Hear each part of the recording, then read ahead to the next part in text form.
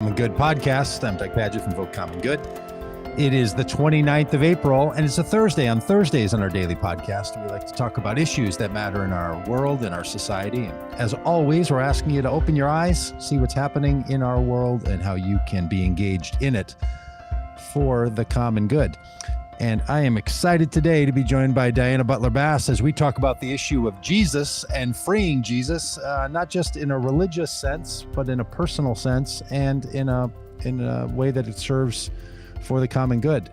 Diana has long been a public theologian. She has been someone who has spoken about the role of faith, the role of church in our broader community. She's someone who spends significant amount of time interfacing with the people from other parts of the religious and non-religious traditions. So, Diana, so good to see you. Congratulations on your book, Freeing Jesus, that I have in my hand. And I like to remind people where I'm coming from on this day, literally, not just where I'm metaphorically coming from, but I am in Minneapolis. I am sitting down today. The sky is big and beautiful on this particular day. It's one of those lovely spring days.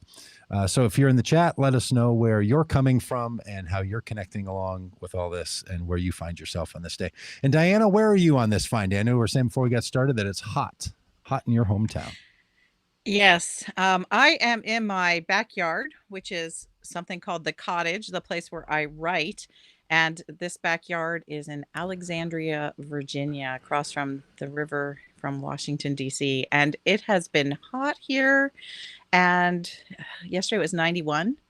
Ugh, it's like summer already. And today it's very humid and we're expecting thunderstorms. And you're in you're in a little writing den of some kind that doesn't have your typical air conditioning and all that. Is that well, it does have AC, because if I'm going to work in here in the summertime in Virginia, you have to have air conditioning. But it's a little 10 by 15 house that my husband and I actually built in our backyard so that I could have a place that would house my library back there, and also a quiet place to write that was away from, just sort of the noise of the house we live in. So it's a wonderful little spot. All of the moms in my neighborhood want one of these. They all come by and they say, "Can I borrow your cottage? I need to have an escape." Yeah. How do I get a little house? What do they call them? A tiny house. How do I get a tiny house in my backyard that I can live in? Well, on that fine bookshelf of yours is not only the cover of this book, Freeing Jesus, but 9 other books that you've written. You have long been writing. So I do love to talk about the content of the book, but also the book itself. I'm sort of a nerd about the writing process. As someone who has written before and someone who finds yourself in this moment that we are in our society, you've paid a lot of attention to the social, the civic, the cultural spaces that we're in. You gave time during the pandemic and period before to write a book about Jesus, particularly. I should remind people what the subtitle is. It's Rediscovering Jesus as Friend, Teacher, Savior, Lord, Way, and Presence. So you've decided to endeavor into the world of writing about Jesus. What got you into this particular topic?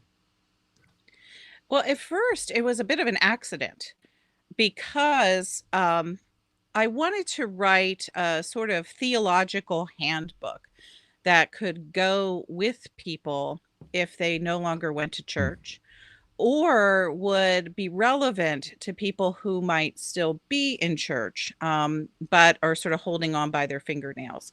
And so I had originally imagined talking about a whole bunch of different aspects of theology: creation, the end times, life after death, heaven and hell, what salvation means, all the big topics.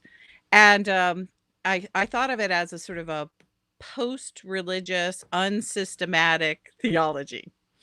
So I started writing it in the summer of 2019. And as I wrote, I had decided, for whatever reason, to just start with the chapter on Jesus. And I thought it would be easy. start there. And I started writing, and it got up to be about 70 or so pages long. And I realized, oh my gosh, this is not a theology unless I'm writing the Church Dogmatics by Karl Barth, an entire shelf full of books. Um, Maybe I'm writing a book about Jesus. And so that's what it became. And Hmm. after it became a book about Jesus, oh my gosh, so much happened. We had the election, we had the pandemic hit. And so I found myself in this incredible cultural moment writing about Jesus, and every single day I would get up and I'd ask myself, why does this matter? Why who's going to want to read a book about Jesus Right. with all this stuff that's going on? And I think the moment for me that helped me understand that the project I'd been working on for the previous year and some odd months came in January of this year. So it was on January 6th. And at that point, that was the date of the insurrection at the Capitol.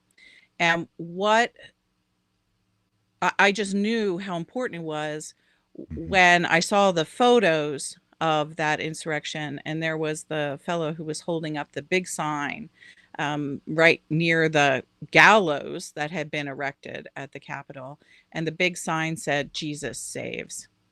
And just at that instant, I understood that a huge part of the cultural argument we're having right now is actually around who Jesus is, for people who are post-Christian, for people who aren't Christian, and for people who are Christians.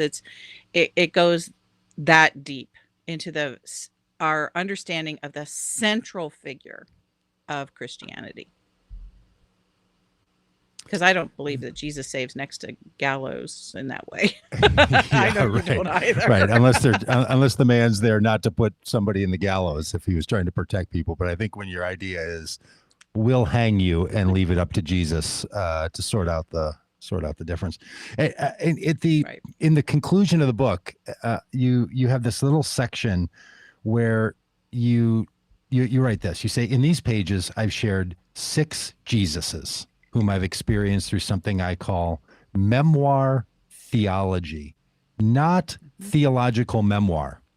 Memoir theology is the making of theology, understand the nature of God, through the text of our own lives and taking seriously how we have encountered Jesus. That's a new category for me, the idea of memoir theology, this little flipping of the two words. I'm familiar with what theological memoirs are. I've tried to write one of those in my life too. But you felt like you endeavored into something different here that I think is key to understanding this book. So can you talk a little bit about what you mean, more than the words that you just wrote there, about the function of memoir theology and why that's important for all of us when we think about Jesus, and not just how you went about writing this book? I'm really glad that you start there, and that is in the very end. That's in the last couple pages of the book. I sort of at the back end tell readers what the method was behind the madness they had just read, and the way that I approach this